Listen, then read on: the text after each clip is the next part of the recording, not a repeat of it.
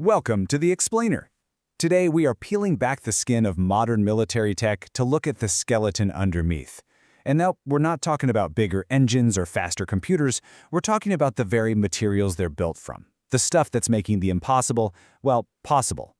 I mean, these sound like riddles, don't they? But these are the exact kind of contradictory problems that military engineers has to solve every single day. They need things to be faster, tougher, stealthier, all at the same time. And the thing is, you just can't get there by tweaking old designs. You need a complete revolution in the materials themselves. And the solution to these impossible challenges? It lies in creating fundamentally new materials. So today, we're going to break down 3 of the most game-changing types, starting with one of the biggest challenges of all: how to achieve complete invisibility. Look, in modern conflicts, being seen or heard is basically a death sentence.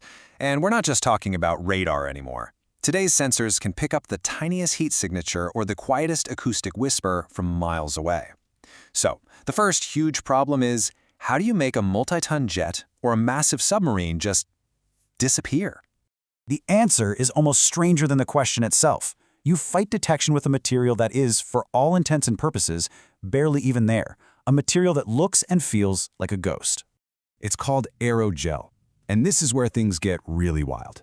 You make it by taking a gel, kind of like Jell-O, and then you carefully suck all the liquid out and replace it with gas, but without letting the whole thing collapse. The result? Frozen smoke, or solid air. It's a solid material that literally has the density of a gas. So what does this number mean? It means aerogel is more than 99% empty space.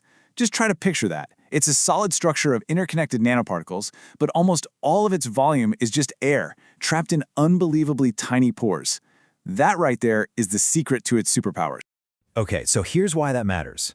With normal insulation, heat and sound can just travel a pretty straight path right through the solid material. But with aerogel, any heat or sound wave that goes in gets trapped in this incredibly complex, winding maze, what scientists call a tortuous path. The waves just get scattered and absorbed over and over, effectively smothering any heat signature and killing any sound. All right, so we've got stealth covered, but what about that classic engineering problem? You always want more armor, more fuel, more gear, but every single pound you add makes you slower, less efficient, and frankly, a much easier target. So how do you get stronger without getting heavier? While the answer to the weight problem isn't some big solid block of metal, it's actually an intelligently designed weave of incredibly strong fibers. Welcome to the world of advanced composites. You can think of it like a simple recipe with just 2 key ingredients. First, you have the skeleton. These are these super strong but very thin fibers, like carbon fiber or aramid, which you probably know as Kevlar. These fibers are what carry all the weight and stress. Then you have the glue, a polymer resin that holds that whole fibrous skeleton together, protecting it and spreading any forces across the entire structure. And the results? They are just staggering when you put them up against something like traditional steel. I mean, composites aren't just a little bit better, they're playing in a completely different league. You get this enormous strength for just a fraction of the weight, and, bonus, they don't rust. This is exactly why everything from fighter jets to new naval ships are being built with this stuff. Okay, so we've got stealthy and we've got strong but light. But what about the most extreme threats you can imagine? We're talking about forces that can melt steel in a blink of an eye, the kind of friction you get re-entering the Earth's atmosphere or the focused energy from a modern weapon. How on earth do you shield against that? The solution here is totally counterintuitive. You don't try to build a shield that can just take the hit. Instead, you build a shield that is specifically designed to be cleverly destroyed by the impact, and by doing so, it saves everything underneath it. This is the basic idea behind what's called ablative armor. The protection actually comes from the material sacrificing itself. It's designed to burn up, vaporize, and char away in a very controlled way. It's a seriously smart way to handle an insane amount of energy. So let's walk through how this works. First, that high-energy impact hits the surface. Instantly, the outer layer starts to ablate. It literally turns from a solid into a gas. That change alone soaks up a huge amount of the incoming energy. Then the expanding gas creates a protective boundary layer, which physically pushes the threat away, while the charred material left behind acts as a fantastic insulator. The armor takes the hit, so the structure behind it never has to.